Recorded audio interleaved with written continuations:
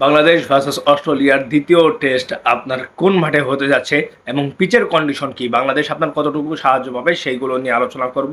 দেখেন, great barrier reef arena এই মাঠটি ডারওয়েনের মতো ধীরগতির স্লো পিচ নয়, বরং কিছুটা আপনার বেশ বাউন্সি ভালো ব্যাটিং উইকেট হিসাবে পরিচিতি।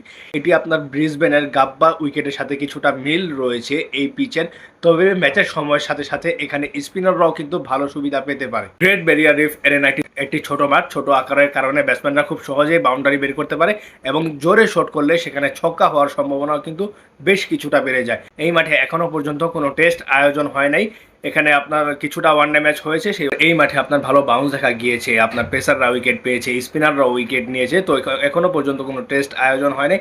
আপনারা কি মনে করছেন এখানে বাংলাদেশ আপনার কেমন সুবিধা হবে? আর বুঝলি বাংলাদেশের প্লেয়ারদের জন্য ভালো হবে, তারা ইজিলি ছক্কা হাঁকাতে পারবে, বাউন্ডারি হাঁকাতে পারবে, কারণ তারা বড় বাউন্ডারিতে, আমাদের প্লেয়াররা এখনও অতটা ভালো না। এই কারণে আমাদের প্লেয়ারদের জন্য সুবিধা হচ্ছে তারা ছোট বাউন্ডারি পেয়ে চার ছক্কা বেশি হাঁকাতে পারবে, বাউন্ডারি বেশি বের করতে পারবে। আপনারা কি মনে করছেন? আপনাদের মন্তব্য মতামত কমেন্ট বক্সে জানিয়ে দিতে পারেন।